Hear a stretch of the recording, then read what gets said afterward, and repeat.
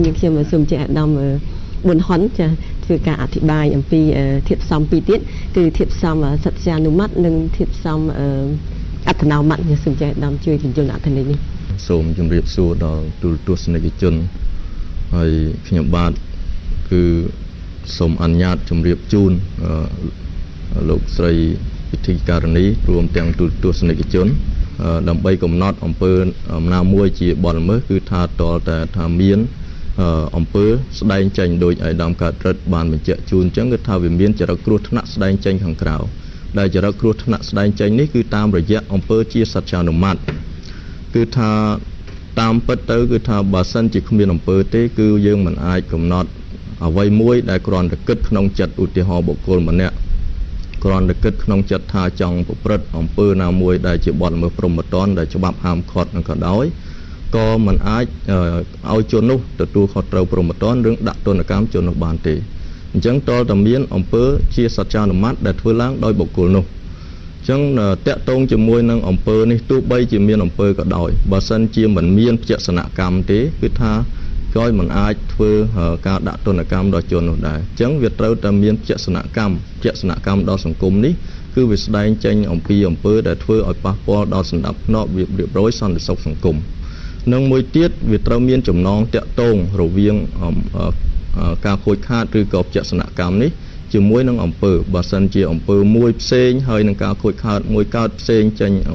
ក្រៅពីអំពើនេះក៏យើងមិនអាចយកអំពើរបស់បុគ្គលម្នាក់ដែលមិនបានធ្វើឲ្យមានការខូចខាតនេះមកដាក់ទណ្ឌកម្មឬក៏ធ្វើឲ្យទទួលខុសត្រូវព្រហ្មទណ្ឌដែរអញ្ចឹងតាក់ទងជាមួយនឹងភក្សនកម្មដែលត្រូវតែមានចំណងទំនាក់ទំនងជាមួយអំពើនេះគឺចង់បញ្ជាក់ថាវាត្រូវហេតុដែលកើតចេញមកនេះវាត្រូវតែកើតចេញពីអំពើណាមួយឬក៏ផលដែលកើតចេញពីអំពើណាមួយដែលបានប្រព្រឹត្តឡើងដោយបុគ្គលណាម្នាក់នៅក្នុងអំពើជាសច្ចានុមត្តនេះវាអាចកើតនៅអំពើជាសកម្មនិងអំពើមួយទៀតគេហៅថាអំពើអកម្មបាទសួរថាតើស្អីទៅហៅថាអំពើសកម្មស្អីទៅហៅអំពើអកម្មអំពើសកម្មគឺស្ដែងចេញអំពីសកម្មភាពកាយវិការរបស់ចរិយគឺចរិយបានប្រព្រឹត្តអំពើចេញជាក់ស្ដែងដែលអ្នកណាក៏មើលឃើញថាបុគ្គលនោះបានប្រព្រឹត្តដែរឧទាហរណ៍ដូចជាអំពើមនុស្សឃាតនៅពេលដែលជនម្នាក់ទៅផ្ដាច់ជីវិតរបស់ជនម្នាក់ទៀតនេះគឺថាបង្ហាញនៅសកម្មភាពជាសច្ចានុមត្តនៅខាងក្រៅបញ្ជាក់ថាជននោះបានប្រព្រឹត្តអំពើហើយតាក់ទងជាមួយអំពើអកម្មវិញអំពើអកម្មគឺសំដៅទៅលើអំពើដែលជនម្នាក់មិនធ្វើទៅតាមការកំណត់ជាកាតព្វកិច្ចដែលច្បាប់តម្រូវឲ្យធ្វើអំពើនេះគឺតតែច្បាប់ចែងជាក់លាក់ថាកាតព្វកិច្ចណាខ្លះដែលបុគ្គលគ្រប់រូបក្នុងសង្គមឬក៏បុគ្គលណាខ្លះដែលត្រូវបំពេញហើយមិនបំពេញបុគ្គលនេះត្រូវតែទទួលខុសត្រូវព្រហ្មទណ្ឌគឺថាត្រូវទទួលខុសត្រូវអំពីអំពើល្មើសនេះឧទាហរណ៍ខ្ញុំលើកឧទាហរណ៍មួយឧទាហរណ៍ថាបទមិនប្តឹងបរិហារពីការធ្វើបាបអនិច្ចជនដែលមានចែងនៅក្នុងមាត្រា530នៃក្រមព្រហ្មទណ្ឌនៅក្នុងនេះគេចែងថា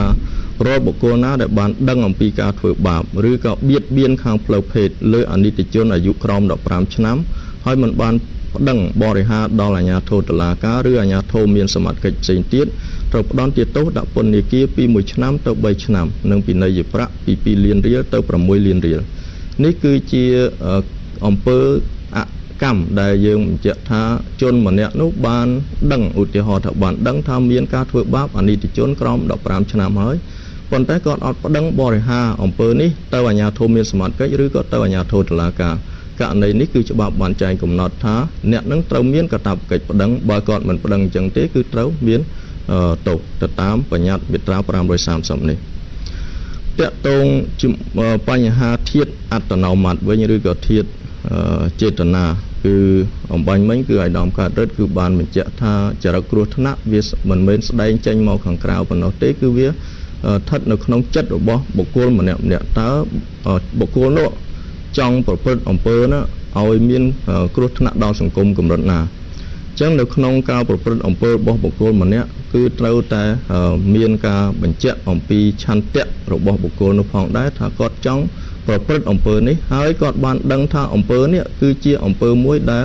បង្កគ្រោះថ្នាក់ដល់សង្គមដែលច្បាប់ហាមឃាត់អញ្ចឹងតកតងជាមួយនឹងបញ្ហានេះគឺគាត់បានដឹងទុកជាមុនថាអំពើហ្នឹងគឺពិតជាច្បាប់បានហាមឃាត់ហើយគាត់ក៏មានចេតនាប្រព្រឹត្តអំពើនេះអញ្ចឹងចំណុចដែលសួរថាចុះបុគ្គលមួយចំនួនឬប្រជាពលរដ្ឋមួយចំនួនគាត់ថាគាត់អត់បានអានច្បាប់ក៏អត់ដឹងច្បាប់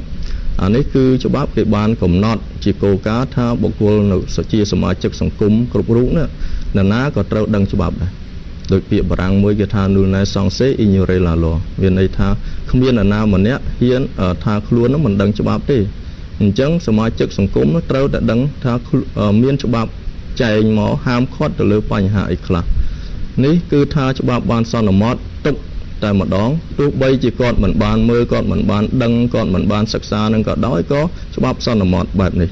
អញ្ចឹងបុគ្គលដែលប្រព្រឹត្តនោះគាត់មានចេតនាប្រព្រឹត្តអំពើនោះហើយគាត់ប្រព្រឹត្តអំពើហ្នឹងជាអំពើមួយដែលច្បាប់ហាមឃាត់បាទច្បាប់ហាមឃាត់គឺច្បាប់បានបញ្ញត្តិទុកតែម្ដង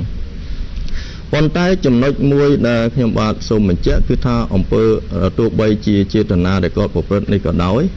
ក៏ពេលខ្លះគឺថាការប្រព្រឹត្តនេះគឺធ្វើឲ្យមានកំហុសជាចេតនានិងចេតនាមួយទៀតគឺថា